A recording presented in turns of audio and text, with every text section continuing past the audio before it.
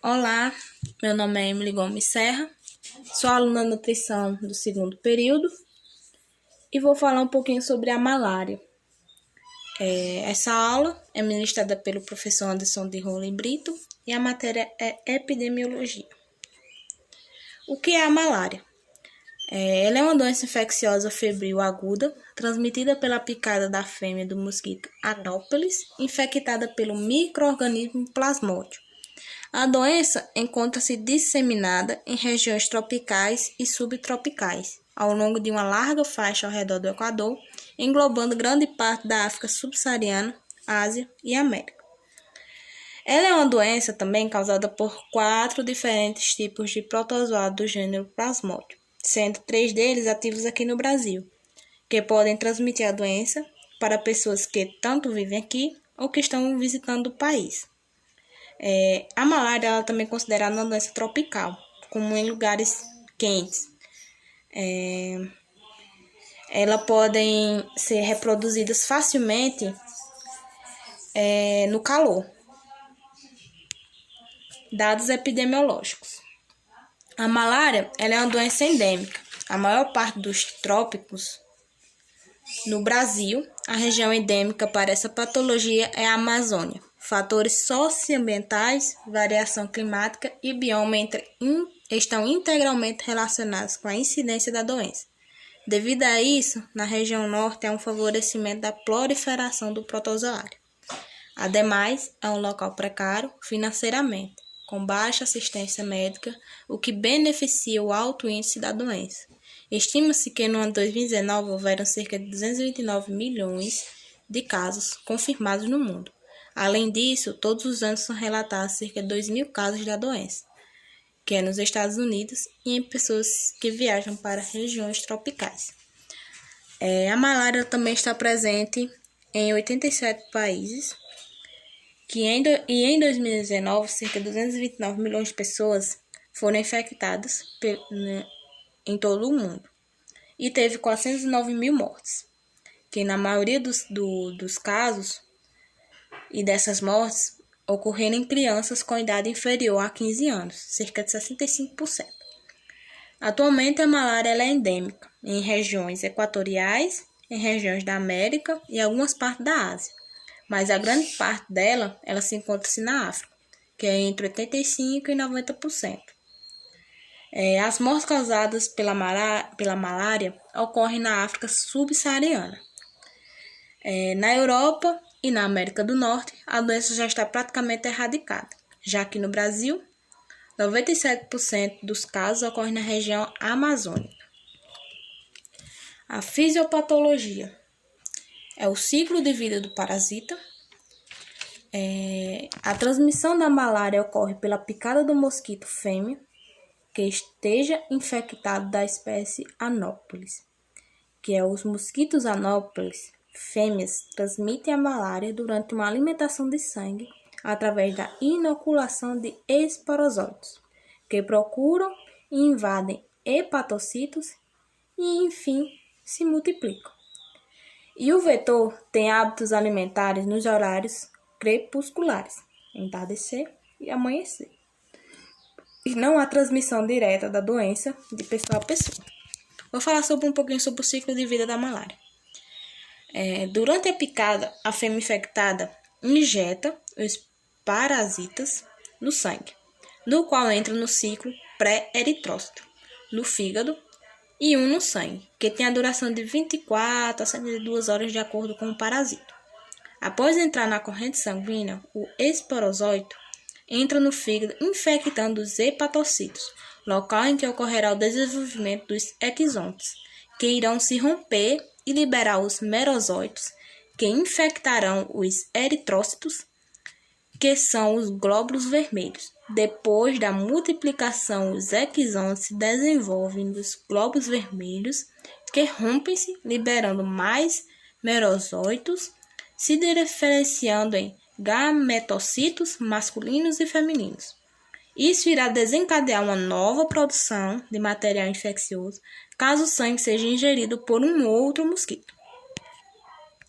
Aí aqui eu quis trazer uma foto e como ocorre cada processinho do que ocorre no ciclo de vida da malária, até a pessoa ser picada pelo mosquito infectado. Vou falar agora sobre os sintomas. Sintomas, ele geralmente se manifestam entre 8 a 25 dias após a infecção. E nisso vem dores de cabeça, febre, calafrios, dores nas articulações, vômitos, icterícia, lesões na retina, convulsões e coma. A principal característica da patologia é a febre e a gripe.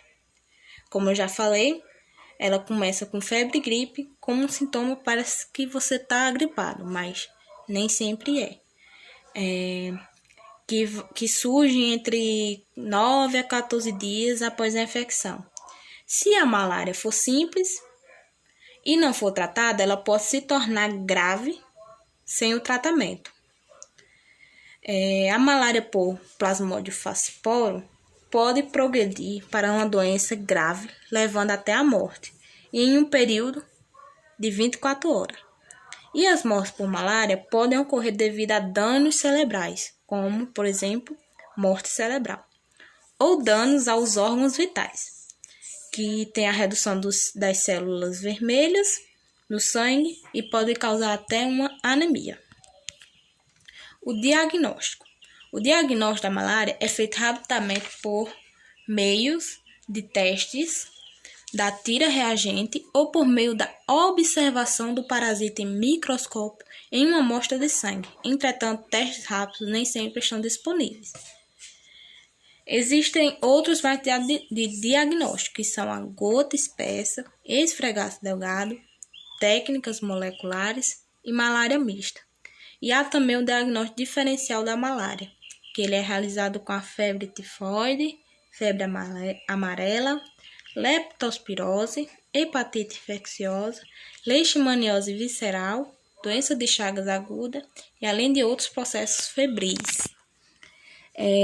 Alguns casos de microscópio nem sempre eles são efetivos e por isso os diagnósticos baseados em sintomas ainda são comuns em grande parte do mundo em desenvolvimento.